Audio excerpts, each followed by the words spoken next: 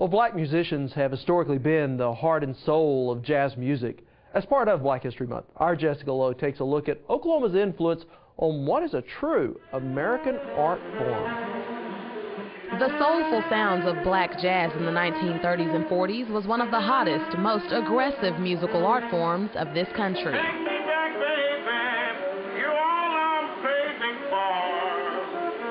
But black jazz was more than just good music.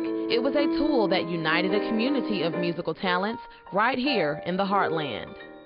The black community has always had good roots here in jazz.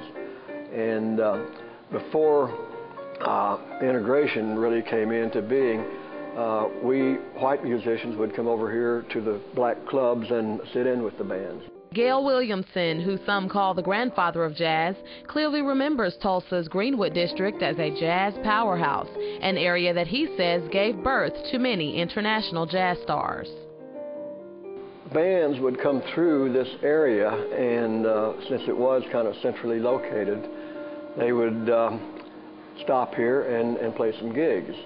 Out of that background, a lot of the current musicians at that time were able to establish themselves and go and play with some of these traveling groups.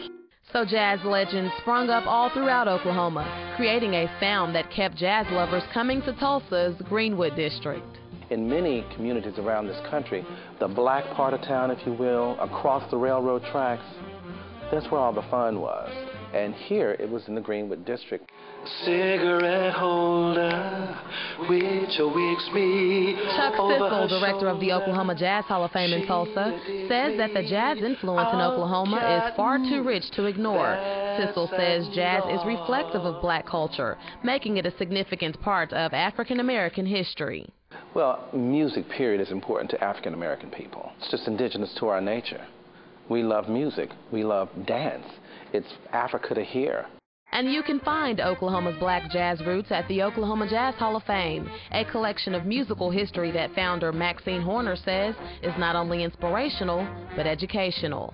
It's such a base for really understanding music. You know, the improvisation of the music, you know, is just one of the things that I would hope that we would get more interested in and study more about. And the vision for the 18-year-old Jazz Hall of Fame continues to grow. In the fall of this year, we're moving to Tulsa's old Union Depot building, one of the great Art Deco architectural wonders in the city. We can have after-hour jazz out on the patio, so it's going to be a happening spot.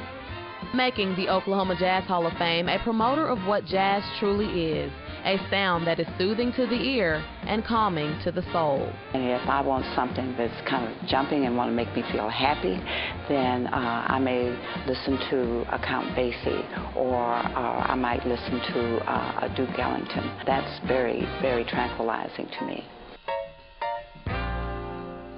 Joining me now is our Jessica Lowe. So Jessica, aside from exposing us to Oklahoma's rich jazz heritage, what else is the Jazz Hall of Fame known for?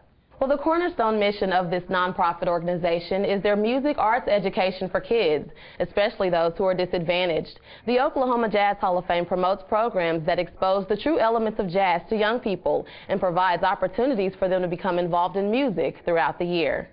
So what's on the horizon for next week as we look at Black Heritage Month?